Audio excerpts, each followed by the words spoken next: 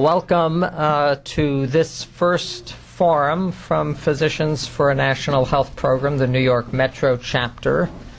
My name is Ollie Fine. I'm the local chapter chair here in New York. We're very privileged to have with us tonight two very special people from PNHP. But before I start, I also want to recognize in our audience someone who's been really a staunch single-payer supporter, and that's Assemblyman Richard Gottfried.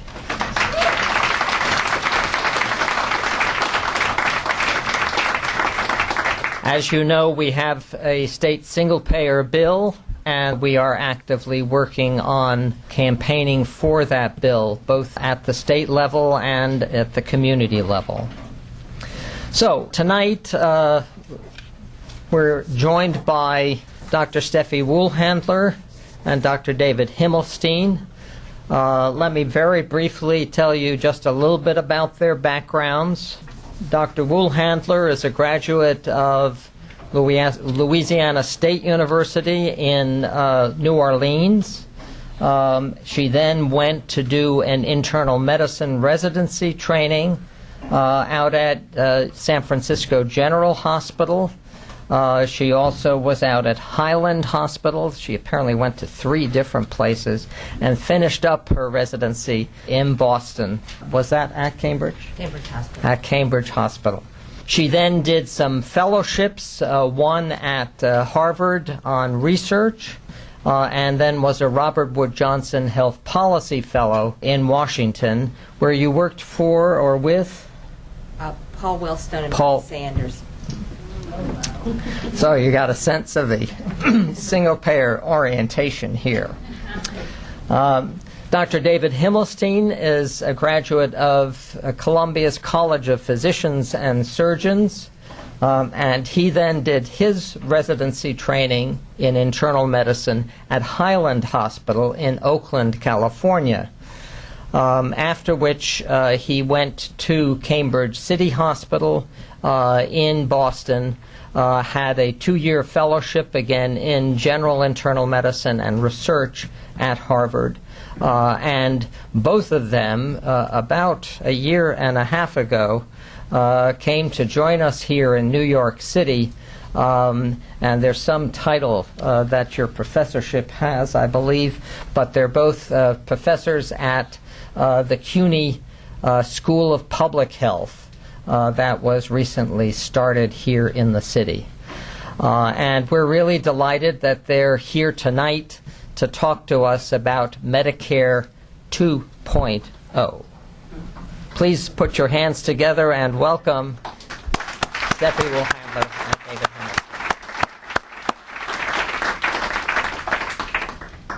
Himmelstein. Thank you. That was a very flowery introduction. I was reminded of the old Eleanor Roosevelt story because Eleanor Roosevelt hated flowery introductions, told people to introduce her briefly, and was once introduced by someone who said, "This is Eleanor Roosevelt, and the less said about her, the better." Okay, I just wanted to review briefly some of the newest data about the uninsured and the underinsured. The Census Bureau did just come out with the new estimates on the uninsured 1 week ago. Okay, number of uninsured is about 48.6 million in 2011. This is an older study that we did with Andy Wilper at a time when there were 45 million uninsured people. We found that there were about 45,000 deaths as a result of lack of health insurance. So about 1 out of every 1,000 uninsured people will die in the course of a year as a result of lacking health insurance. And that's going to be important as we think about the remaining uninsured under Obamacare. Also, new data about the underinsured. It turns out that underinsurance has been growing much more rapidly than uninsurance. So partial coverage is a more rapidly growing problem than uninsurance, which in fact was shrinking this year. This is particularly true in children, many of whom are underinsured. In fact, many more are underinsured than uninsured. Unfortunately, underinsurance is a very serious problem for people. It turns out that when children are underinsured, they are less likely to use their asthma medications, and they're more likely to be admitted to the hospital. So pretty similar to results to what happens when you start looking at children with no health insurance. And of course, many of these children are only insured because they have Medicaid, which is better than nothing, but it's not fully adequate insurance. As Karen Rhodes' study in New England Journal pointed out, if you call on the phone and say, my child has Medicaid and has a broken arm, you cannot get an orthopedics appointment with 80% of all the orthopedists who answer the phone. So very partial coverage Medicaid. Again, something to keep in mind as we talk about the current round of reforms. Again, the joke is there a doctor in the house who accepts Medicaid. And of course, being underinsured is not merely a problem in access to care, but is a very serious problem in financial security. People who are underinsured are at great risk for medical bankruptcy. Indeed, in our work with Elizabeth Warren on medical bankruptcy, we did find that medical illness and medical bills contributed to a majority of U.S. bankruptcies, but we also found that the majority of people facing medical bankruptcy in the United States had health insurance when they first got ill. So underinsurance, a major problem of the financial security of the American people. Okay. And just a slight diversion, again, some very new data on the 1% versus the 99% in New York City. I just saw this from the New York City Comptroller. The top 1% is earning 2,200 times the average income in the city. Okay. Returning to the concept of insurance, we have seen a steady trend toward shrinking private insurance over the past many decades. And the only reason the uninsured problem isn't much more serious is, of course, the continual expansion of Medicaid, a form of underinsurance. Again, here in New York City, we're holding our own in terms of the uninsured. The number of uninsured in the city have not been rising. However, that's only because there's been a substantial expansion of Medicaid, that we're not seeing the same pattern of rising uninsurance that much of the rest of the country is seeing. As a consequence of the shrinkage of private coverage and the expansion of government forms of coverage, the share of total health expenditure that's paid for by the taxpayers has been going up. And what we've done in this slide is graphed total per capita health spending in other developed nations on the top, and we've taken U.S. health spending and divided it in two, with the public funding in yellow, private funding in orange. The public funding is not just Medicare, Medicaid, but also the insurance benefits, health insurance benefits for public employees such as teachers or FBI agents, and the tax subsidy for private health insurance. And when formulated in that way, we're already up around 60% of total funding for the U.S. healthcare system coming out of taxes.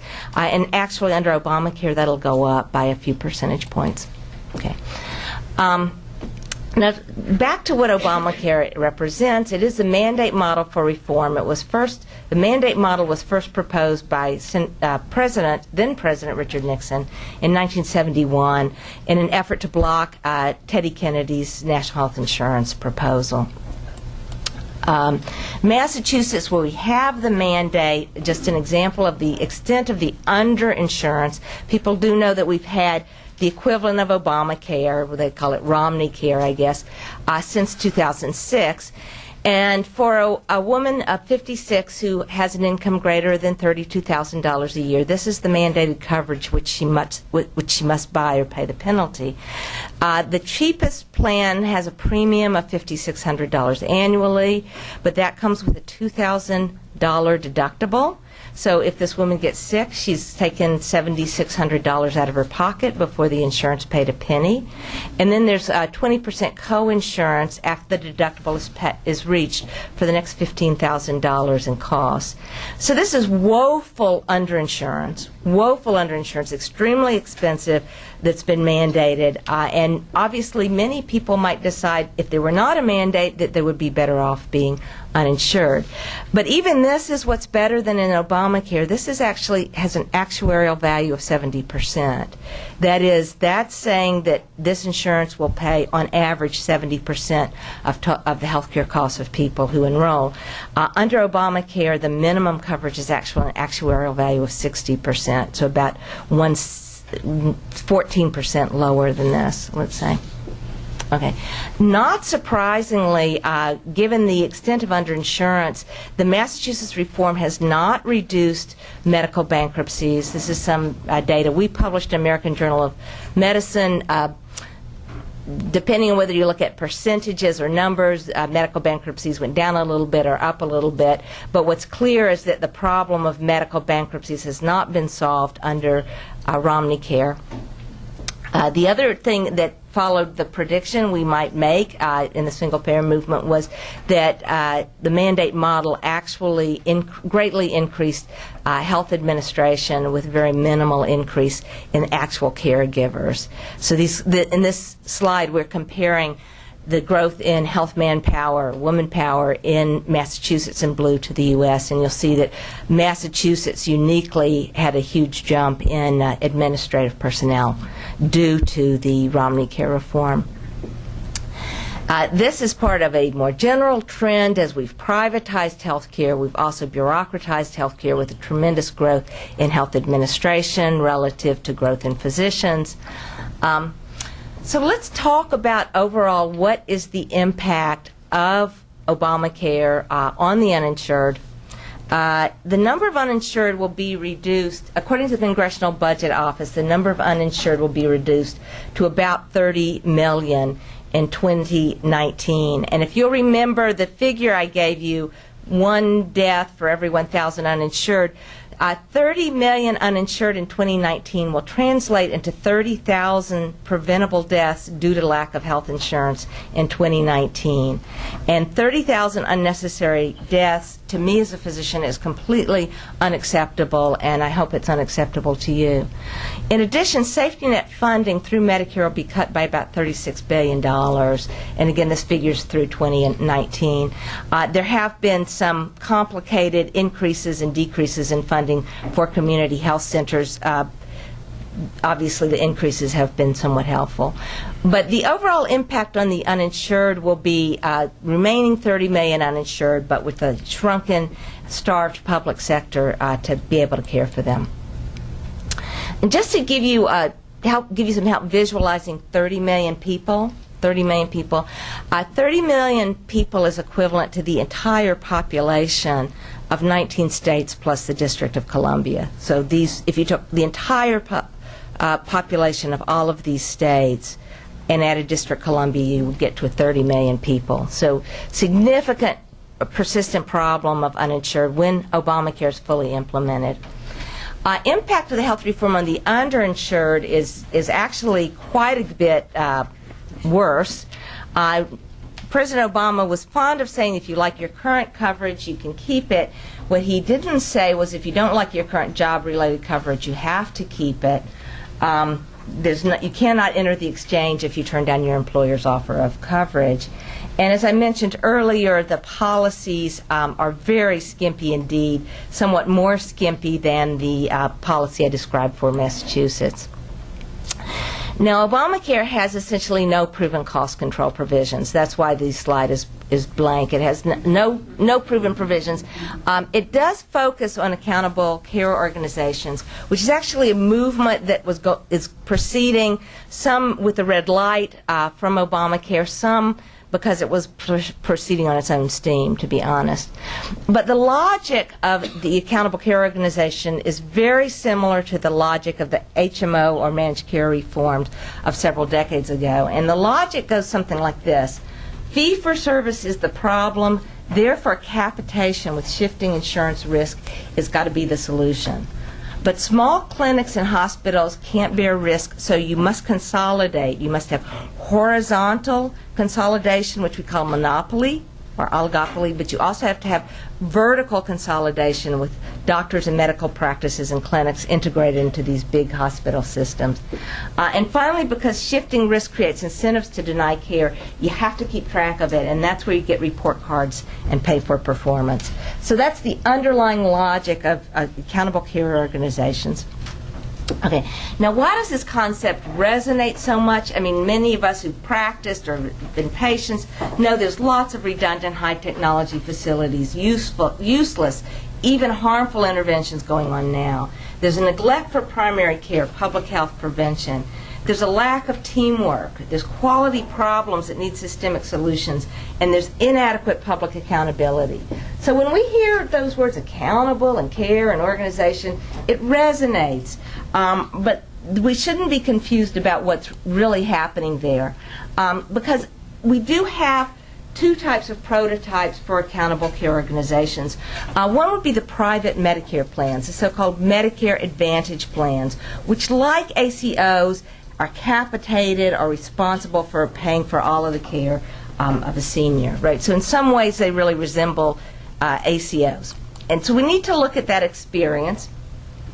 There's significant cherry picking as part of that experience because the sickest 20% of the population accounts for 80% of all medical care. So if you graph total the population into deciles, divide them into deciles by health spending, the top two deciles account for most of the spending. So obviously an HMO that is able to cherry pick by recruiting people with very low spending in the bottom 8 deciles and receives an average payment, a payment based on the average spending, is in a position to make a tremendous amount of money. At one end, if you recruit people out of the bottom decile, they spend nothing. So the premium's all profit, right? So that's the idea behind traditional cherry picking. And when the Medicare HMOs first came into business, and frankly for the first 30 years or so they were in business, they mostly cherry-picked in that way. They recruited healthy seniors and rejected sick seniors. I'm going to give this to David to handle that. This is an article called The Medicare Revolving Door. On yellow on the left, I've arbitrarily graphed the average Medicare spending is 100. What these authors were able to do was look at Medicare seniors in the year before they enrolled in the Medicare HMO and found that they were lower risk patients, that their average spending was only 60% of the Medicare average. They were also able to look at seniors after they left the HMO and returned to traditional Medicare, and in those months the spending was nearly twice the Medicare average. So it was a revolving door. The healthy were going in, the sick were going out, they were cherry-picking the healthy, spitting out the pits, if you will, and it was all immensely profitable because the HMOs were paid based on that 100% figure. Okay, so far everyone following. That's the old style of cherry-picking. So in 2003, passed in 2003 but implemented in 2004, Medicare introduced a risk adjustment formula that added 70 diagnoses called hierarchical condition categories. They take all the diagnoses and funnel them into 70 categories, and they were going to use it to risk adjust. Seems like it ought to work, right?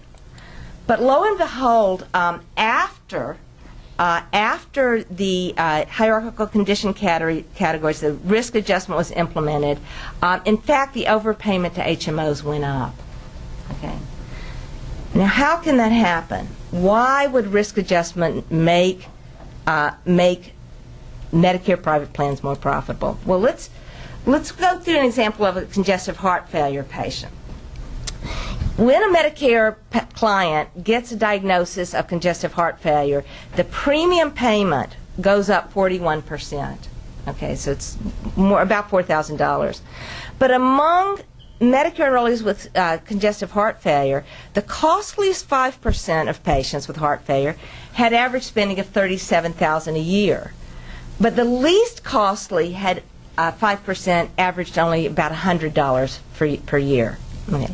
So obviously, if you can recruit those healthy patients either with CHF or label them with CHF, congestive heart failure, you can make out like a bandit and make lots of profits. And there were 70 specific ways of doing this same game within the risk adjustment scheme.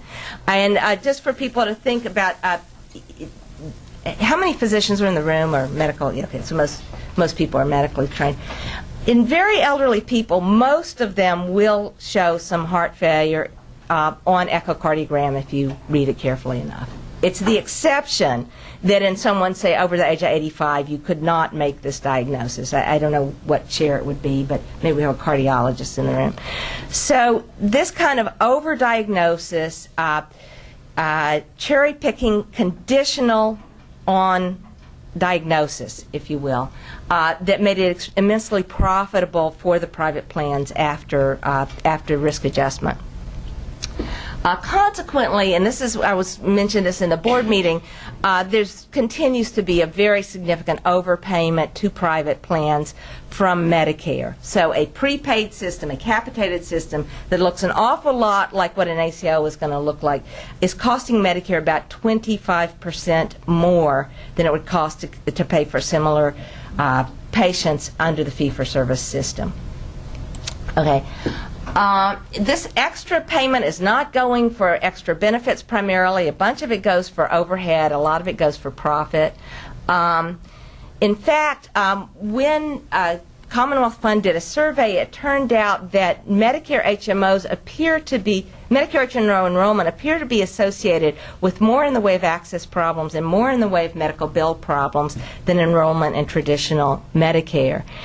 So you might wonder why people are signing up for these things, but indeed they are. Even though the Affordable Care Act was supposed to reduce the overpayment, there's been a tremendous growth in private plan enrollment growth since the Affordable Care Act was passed. And part of the explanation about what's going on has to do with the fact that elderly people are not very savvy consumers on average. Some are and some aren't. So what these authors did was they divided the elderly population through the median of the people with the best cognitive function and the worst cognitive function. Okay? So people who are, for instance, very old would tend to have lower cognitive function. And then they looked to see how good people were at selecting a plan that made sense financially. And basically, the plans at the left are the ones that are a really good deal, that if you sign up, you're going to have very low costs, and the ones all the way at the right are a bad deal. They have very poor benefits and high expected out-of-pocket costs. And you'll see that the top half of the cognitive functioning, people do a pretty good job of sorting themselves into the better plans. And the Medicare HMO that offers the best deal recruits the most people. But when you look at people with low cognitive function, and this is just the bottom half of the distribution, in fact, they don't do a very good job of selecting plans. And many of them end up in very poor quality plans. For one reason or another, they have trouble understanding that they're getting a bad deal. And of course, that's a serious social justice issue for us as well. And of course, here's the joke. I just hope when your mother's as old as I am, you'll be able to help her figure out her Medicare Part D, or let's say also your Medicare HMO. Okay, let's see if we can go. Am I going backward? Sorry about that. I am going the wrong way. I seem to have gotten this flipped around. Okie doke. Okay. All right. So there are some other, some more experience here. Actually, Medicare ran a demonstration project to look at the ACO concept, the physician group practice, and this is the CBO report on it. And the CBO found that there were no actual savings. What initially looked like savings turned out to have actually been upcoding.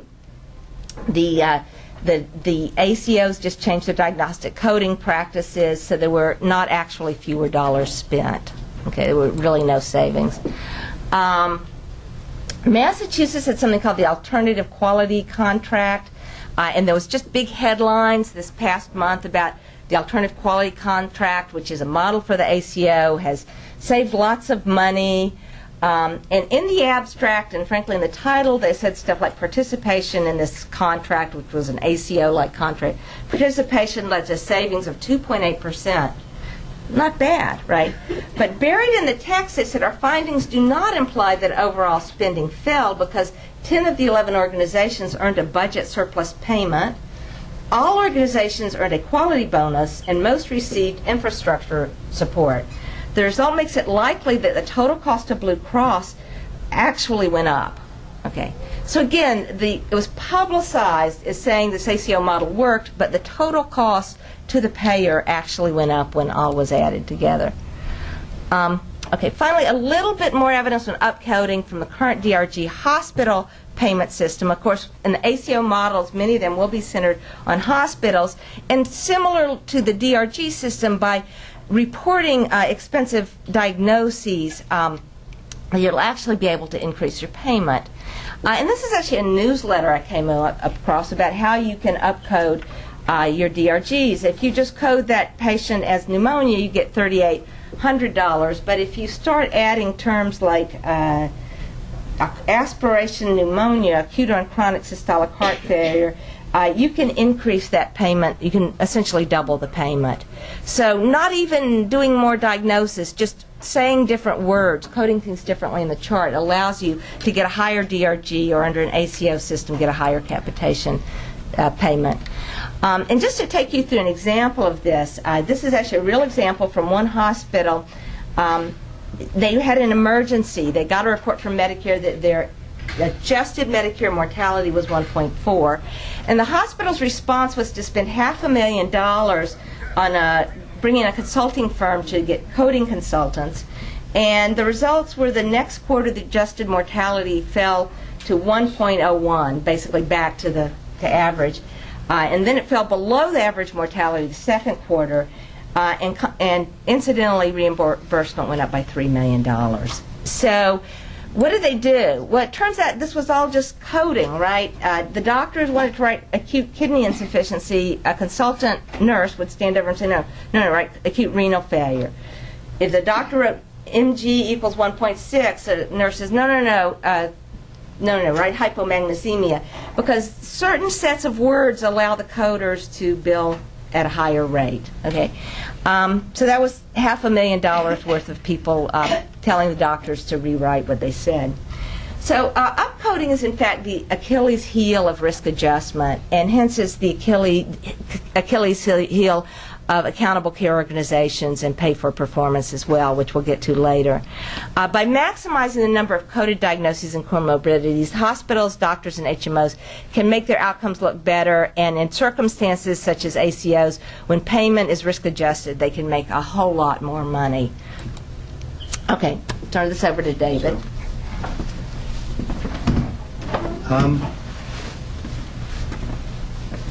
So just sort of stepping back, when I graduated medical school, I never planned or thought I was going to be involved in health policy.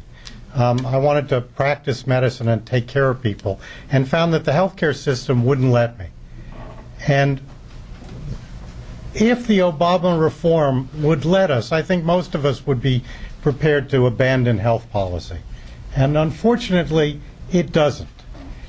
And much of what's going on in the current and in the foreseeable future is heading us towards a practice environment where we're subject to market pressures that really mean finances play first fiddle. Patients are second fiddle. And where the gaming and abuse of the system derails the practice of medicine from taking care of people. And I want to just step back to some of the things that we've experienced in the course of my career. And I guess we're about to rerun the HMO experiment. And if you go back to the HMO experiment in 1971, it started with an article called The Health Maintenance Strategy that proposed virtually identical language to what's being proposed for ACOs. And at that point, we have the President of the United States who made a decision. We have now narrowed down the that is whether we should include the telemaintenance organizations like Major Kaiser's terminating that. So let me ask you, you know I'm not teaching on it. This is a private enterprise. So let's be straight. And the reason he can do it, I had Major Kaiser come in and talk to me about this, and I want to do it someday. All of the incentives are for less medical care, because it's also the less care they give them, the more money they get. It's on our way. I am proposing today a new national health strategy. The purpose of this program is simply this. I want America to have the finest health care in the world. And I want every American to be able to have that care when he needs it. So I submit to you that that's really, I mean, the language aligning incentives and then the apologies in public, that this is a push to get Americans what they really need and accountable. Just to review some of the stuff we've been through that is an eerie presage of what I think we're about to go through. We heard that capitation is a magic bullet, that consolidation of providers is going to cut costs. You know, when Beth Israel and NYU merged, they're going to save money, and now Mount Sinai is going to save money by merging with Beth Israel, despite the fact that we know monopoly actually drives up costs. That prevention, care management, and electronic medical records save money. I spent 20 years as the director of clinical computing at a hospital. I'm a big proponent of good clinical computing. It doesn't save money, not an iota of evidence. Recent systematic review says that. And risk adjustment can overcome gaming, and that finally we're going to fix it all with pay for performance. So all the problems we had that abused patients under managed care is going to be fixed by giving doctors incentives to do good things with pay for performance. And by the way, care management is one of the new nirvanas in healthcare, and I'll tell Dick Godfrey, this is the one piece of his single payer bill I can't fathom. We have no randomized controlled trial evidence that's really convincing that this works. And recently, in the Annals of Internal Medicine, the largest randomized controlled trial in COPD patients, one of the target groups, where the trial had to be stopped because it actually was killing people. So not only didn't it save money, but it actually increased both COPD admissions, deaths, and COPD deaths.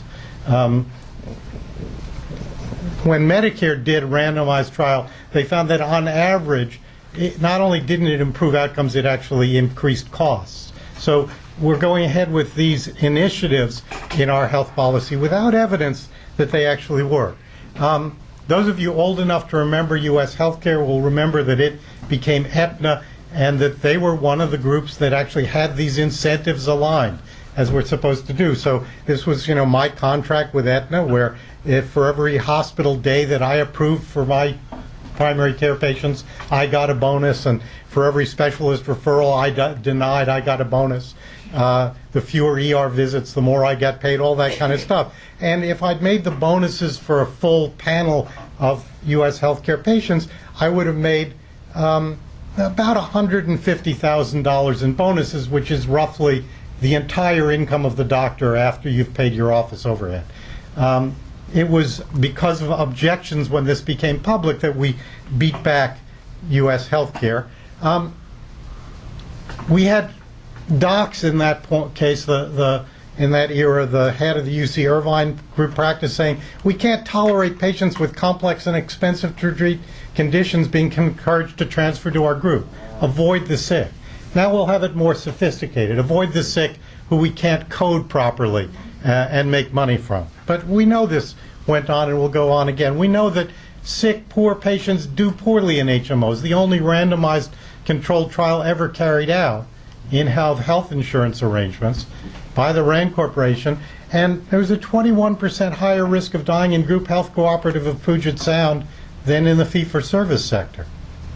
We know that sick people and poor people don't do well in this environment, and yet we're ready to rerun it. This is observational data from the Tufts group, and basically showing depression treatments stank under managed care, even good managed care plans, because of aligning the incentives. Now, we were told at the beginning this was going to be not-for-profit stuff, and the blue is the not-for-profit HMOs, the yellow is the not-for-profit HMOs, the blue is the for-profit, and very quickly the for-profits took over. They were willing and able to game the system and dominate the market. And we're assured the same things about ACOs. We'll start out with not-for-profit ACOs. And yet Aetna and U.S. Healthcare are already buying up physician practices and preparing to enter the market as large ACOs, thousands of doctors they own. We looked at the data. For-profit plans had systematically lower quality for everything measured. And yet they grew and prospered and dominated the market. And quality was being measured and publicly reported. It didn't stop them from growing. We tried to repeat this on later data, and the for-profit plans refused to release their data for public research. But some data from Medicare has kept coming out. So among rheumatoid arthritis patients, we know the for-profit plans that now dominate this market deliver worse quality of care, less likely to get disease-modifying anti-rheumatic treatments. In Medicaid, the for-profit plans have systematically higher administrative costs and lower quality, and yet they're dominating the market. One of the big not-for-profits, Medicaid plans in New York City, just got bought by a for-profit plan, 250,000 patients being transferred to for-profits, despite what we know. The profit drives poor quality. There are, of course, people who do well in managed care. So Dave Cordani made $19 million. My personal favorite is no longer on this slide, Jack Rowe, who is our chief of geriatrics at Harvard for many years. And he went to Aetna, where he was CEO, and made $225,000 per day during his entire time at Aetna, including nights and weekends. But he retired before 2011, so he's no longer on this slide. Milton Friedman said that corporate officials won't and shouldn't pay attention to anything but the bottom line. And that's what they do. Now, we're supposed to counter this with pay-for-performance incentives, right? We're going to give doctors the bonuses for doing right, and we'll keep them on the straight and narrow. So there are several assumptions implicit here. One is that performance can be accurately measured, that the variance in measured performance is attributable to an individual doctor and not to the nature of her patients or ability to game the system. There's a great deal of data on this. Let's just say at Mass General Hospital, doctors who have poor patients score poorly on pay-for-performance measures. We have every reason to think that the doctors at Mass General are every bit as good if they care for poor patients, non-English speaking patients, uninsured and Medicaid patients, but they don't score well, so we penalize them. Now, there's other data that says that actually the even mortality figures are tremendously subject to gaming. I'm not going to go through it because of time implications. The second assumption is that our payment system is much too simple at present. We need to make it much more complex. So we need to have all of these risk adjustment formulas and then pay for performance incentives and keep track of everything we do, and that'll help us. I'm not going to go through evidence on that in the interest of time. Third is that individual variation is caused by variation in motivation, that when doctors don't perform well, it's because they're not trying. I submit to you that that's way down the list of the problems we have with the medical profession. Now, the fourth assumption is that financial incentives will add to doctors' motivation to do good things, not subtract from it. This is an actual picture of people moving a sofa on the New York City subways. And I suspect if I asked several of my friends here, would you help me move a sofa? I'd say, I'd get answers, sure. Okay, and now, would you help me move a sofa if I offer you $3? Is that more likely to make you want to help or less likely to make you want to help? Well, there's actually experimental data on this kind of thing. So, not with moving sofas, though actually Dan Ariely, our co-author on a paper on this, did such in UC Berkeley with UC Berkeley students, and it turns out it does make you less likely to help a friend move a sofa. But a randomized trial where they offered people who frequently donate blood financial incentives to donate even more frequently. And what they found was that it didn't make them donate more frequently, it made them donate less frequently. Now, the people who started out not donating at all, they slightly increased their blood donations. But if you want to do something to begin with, offering you a bonus for doing it actually may be more of an insult than an incentive. This one I think folks may have heard of. This is in Israeli daycare centers where they randomized the daycare centers. Some they instituted fines if parents were late picking up their kids, and the others they left no fine. And it turns out the fine increased the number of late pickups very sharply. And when they eliminated the fine, by the way, there was no decrease in late pickups. So they had turned picking up your kid from a moral duty to a financial calculation. And once you've poisoned that well, you can't get it back. So we know that financial incentives, and this is a randomized trial with MIT students, if you offered them financial incentives to do better on complex math problems, they did worse. That's the left-hand panel. If you offered them financial incentives to push a button faster, they did better. So yes, you can get us to push buttons faster and maybe fill in boxes better, but can you get us to improve quality of care? So a fifth assumption implicit in this strategy, by the way, is that hospitals and doctors that currently deliver poor quality care should get even fewer resources. So Harlem scores poorly and New York Hospital scores well, so we need more funding for New York Hospital. That's one of the assumptions. Now, we actually have some not experimental data on this, but observational studies. So the Premier Hospital Demonstration Project, which is actually the big Medicare experiment with P4P, except they didn't randomize it. But they gave 200 hospitals incentives to meet quality standards. And this was in the New England Journal. Actually, the care was slightly worse on average. The mortality outcomes were slightly worse on average in the paid-for-performance hospitals. Didn't work a bit. In the British National Health Service, they have this huge pay-for-performance program. They offer the GPs pay-for-performance incentives for almost everything they do. And they made almost all of the bonuses. So everybody's hypertension was under control, according to the GP's reports.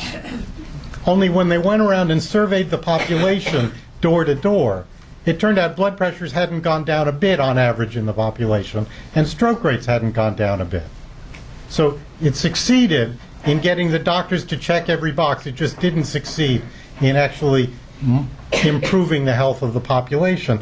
And a Cochrane review of the entire world's literature, we found no evidence that financial incentives can improve patient outcomes.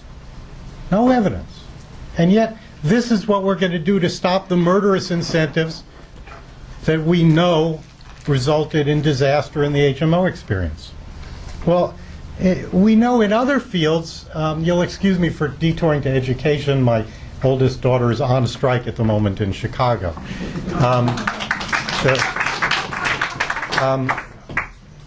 Randomized trial of pay-for-performance in New York City public schools. The mayor doesn't talk about this for some reason.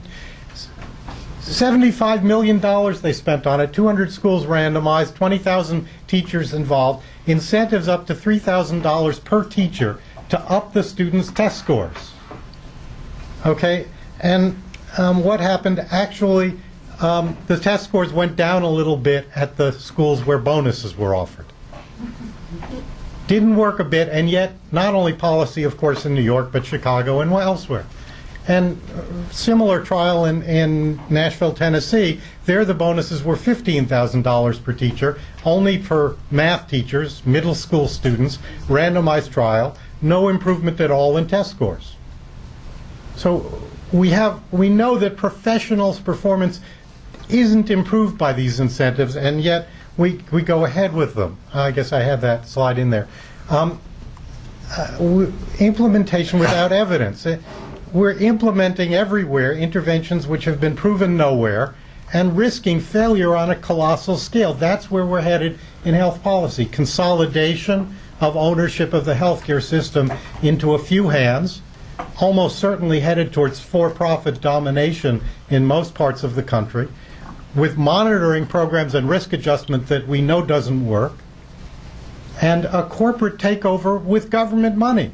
We're going to increase our government spending so that it's 2/3 of the total health budget in this country. We're going to be up at the same level of health spending in terms of percent of health spending by government that Canada is. And yet we will have fully privatized the health system by then. Now, we know that these incentives have led to murderous things in other fields. I mean, this is just this year's drug firm misbehavior that they've admitted to. You know, $3 billion by Glaxo and $2 billion with more coming for Johnson & Johnson. I mean, they were systematically drugging kids with drugs, with powerful antipsychotics, who they shouldn't have been. Abbott was illegally marketing Depakote for a similar thing. $1.6 billion. And, you know, we know from good systematic reviews the outcomes are worth 2% higher death rates at for-profit hospitals than not-for-profit, and yet Columbia HCA is growing and prospering, and, you know, Mitt Romney's firm making enormous killings off of that. By the way, we've looked recently at the DRG case mix of hospitals around the country. They're all going up. So all the hospitals say they're caring for sicker and sicker patients, but for-profits are going up faster than not-for-profits. And among the for-profits, it's HCA that's going up at a spectacular rate. So that's how you make a killing as Bain Capital, is you upcode and then you come to dominate the market. And we know they're not more cost-effective, they're actually costlier. Again, a systematic review, and I won't go through this data in great detail, but we know we're wasting about $25 billion a year by allowing for-profit hospitals into the Medicare program. Dialysis clinics, almost all for-profit, they have higher death rates, they have higher costs to Medicare, and yet we encourage this industry to grow. Now, Canada continues to have a counterexample to the U.S. Their costs have grown far more slowly. Notice both flattened out at the most recent years with the recession. But the U.S. had a huge decrease in utilization of medical care. That's why ours flattened out. Other countries didn't. I mean, actually, Canada had no change in utilization with the recession. We had a almost 20% decrease. That's what it takes to flatten out medical care costs in this country. And we're about to publish this data. If you look at what Medicare costs would have been in this country if they had grown at the rate that Canada's costs for the elderly grew. The yellow is Canada's elderly costs, the blue is our Medicare costs, and if you sum that over the last 30 years or so, we spent an extra $2.1 trillion on Medicare that we would have saved if we had had Canada's efficiency in running a program for the elderly. And notice Canada has much better coverage for their elderly than we do. Now, $2.1 trillion is real money, enough to save Medicare. Now, much of the difference is the administrative costs. I mean, Medicare is administratively better than our private insurers, but still double what Canada's public plans are. But because they're one among many payers, providers have enormous administrative costs to deal with these hundreds of payers, including Medicare. So, on average, we're spending about $1,900 per person each year in the United States that Canada doesn't on health bureaucracy. Just the canard that Canadian doctors are coming to the U.S. is just plain wrong. Okay, more are going back there than are coming down here. And, you know, it's not hard to see why Canadian doctors are not starving. Right? The average family doc in Canada is making $250,000 a year. And, I mean, ophthalmologists Maybe they're not making the million, but the $500,000 isn't too bad. And they're not paying much in terms of malpractice costs, by the way. You know, most malpractice suits are for future medical care costs. You don't have to sue for a future medical care cost in Canada. You have it paid. How has Canada done it? Lower administrative costs, I said. Global budgets for hospitals. Now, big difference from what's being talked about here. If you don't spend the money on your patients in Canada, you don't keep it as a hospital. You turn it back to the government. So you have to spend your budget. There's no incentive for undercare. Stringent controls on capital spending. Mass General just built 16 new ORs in Boston. We know those will be filled.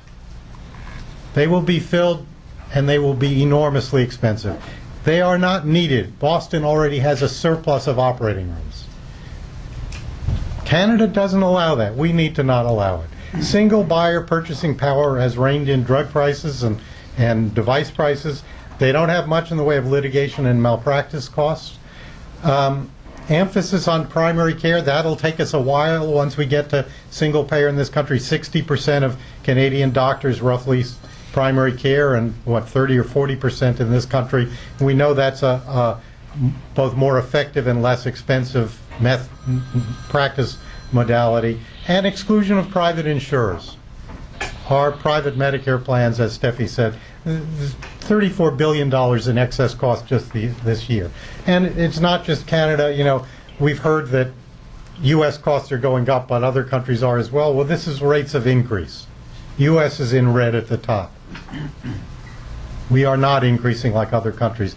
And we're not doing well, and this is just latest data for folks who have seen these slides before. We've added another year or two of data, and it's the same as it's been. I'll just page through them very quickly. Our life expectancy stinks. Our infant mortality stinks. Our maternal mortality stinks.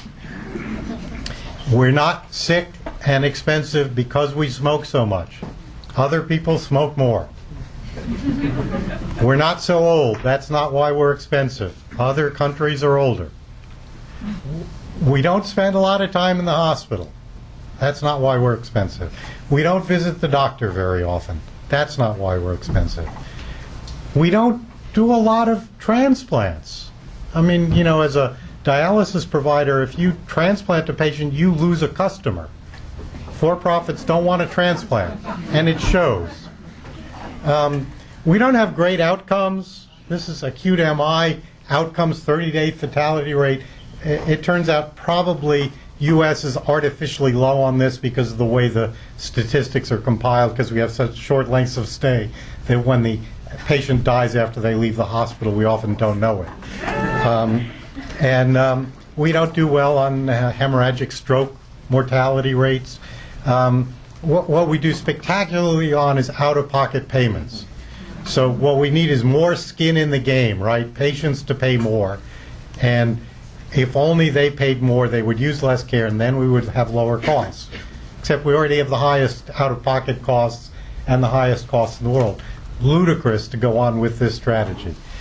We also have, of course, lots of folks telling us what to do in our healthcare system. There was a Chinese proverb we particularly like.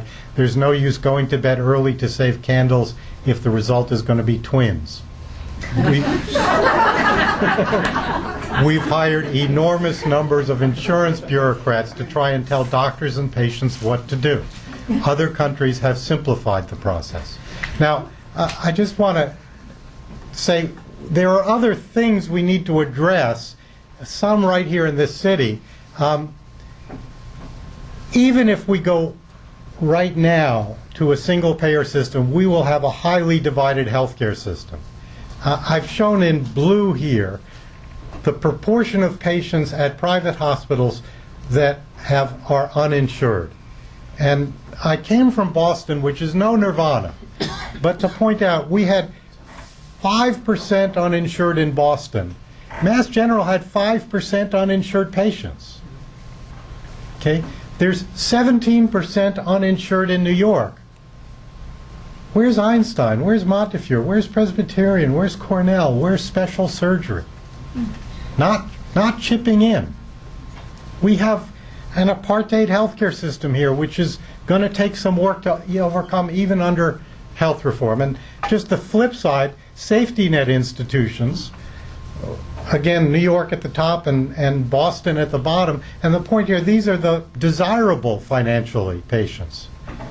And the safety net hospitals care for a reasonable share of desirable patients in Boston, financially desirable. Not in New York. And overcoming this separation in our healthcare system is another task that we must undertake in the years ahead. In Massachusetts, where doctors have experienced the future, they're ready for the next step. If you ask doctors, what do you want? The Massachusetts health reform gets 17% favoring it. Public option is 23%, single payer 41%. We've seen it, we don't like it. And, you know, Obamacare better than nothing. Romney Care ensuring Massachusetts since 2006. Any similarity to that card over there is not coincidental, no matter what Governor Romney says during a presidential campaign. Brought to you in part by an idea from the Heritage Foundation, who was Romney's advisor in implementing Romney Care in Massachusetts. So we have a health reform in the U.S. I wish it meant that I could go back to not paying attention to health policy and just take care of patients. Unfortunately, it doesn't. We have enormous problems left to address and a very challenging environment ahead where, partly encouraged by that reform, we will have corporate takeovers of much of medical practice already, a doubling of the ownership of cardiology practices by large institutions within the last year. Corporate takeover will proceed very rapidly in the next few years, and we know that the incentives being put in place are likely to yield not just substandard care, but shocking abuse of our patients. We must move forward from that and arrive at a better system. So I think that's it. Thanks very much.